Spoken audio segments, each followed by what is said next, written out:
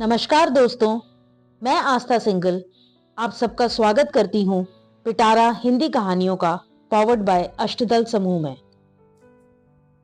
दोस्तों, आज मैं आपके समक्ष प्रस्तुत करने जा रही हूँ अपनी नई कहानी शून्य।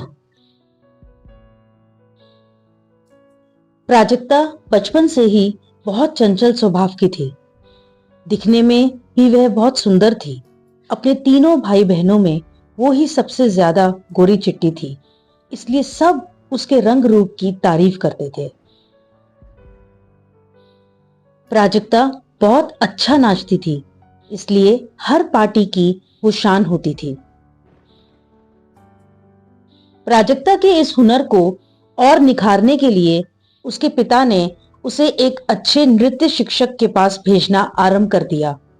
धीरे धीरे प्राजक्ता नृत्य कला में निपुणता हासिल करती चली गई।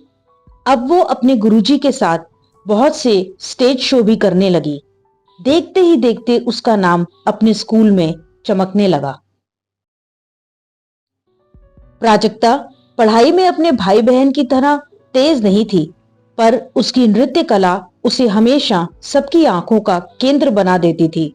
यूं तो उसके भाई बहन उसकी कामयाबी से बहुत खुश होते थे, पर प्राजक्ता जब उनसे रूखा व्यवहार करती तो वो खींच जाते थे। प्राजक्ता अपना पुरस्कार कभी अपने भाई बहनों के साथ नहीं बांटती थी। इससे उसके भाई बहन उससे दूर होते जा रहे थे। इस बात से बेखबर प्राजक्ता अपने अहंकार के नशे में चूर कामयाबी की ऊंचाइयों को छूती चली गई। उसने एक डांस रियलिटी शो में हिस्सा लिया। वहां भी उसके नृत्य की जमकर तारीफ होती थी। प्राजक्ता के बढ़ते खर्चों को पूरा करने के लिए उसके परिवार ने उसका बहुत सहयोग किया, पर उसने कभी दो मीठे बोल नहीं बोले किसी के साथ। घर में भी वो एक सेलिब्रिटी की तरह ही रहती थी। प्राजक्ता कभी अपने भाई बहनों की खुशियों में शामिल नहीं हुई।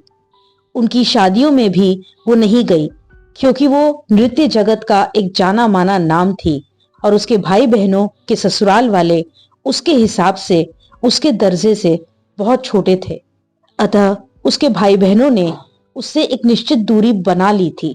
दिलों में फासले तो बचपन से ही थे। यदा कदा प्राजक्ता अपने माता पिता से मिलने आती थी। प्राजक्ता के लिए उस छोटी सी तंग गलियों में आना शान के खिलाफ था। कुछ समय पहले उसके पिताजी का देहांत हो गया। अब मां अकेली पड़ गई। बहनें आकर उनकी खूब सेवा करती, पर वो हमेशा नहीं आ पाती थीं। सबकी सलाह पर वो विदेश अपने बेटे के पास चली गई। वक्त गुजरता गया। अब प्राजक्ता की भी उम्र बढ़ गई थी। उसके अहंकार और गुरूर की वजह से उसकी जिंदगी में किसी का आगमन ही नहीं हुआ।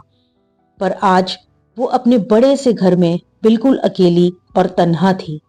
बहनों से उसकी बातचीत खत्म हो चुकी थी और भाई कभी उसकी सुध नहीं लेता था।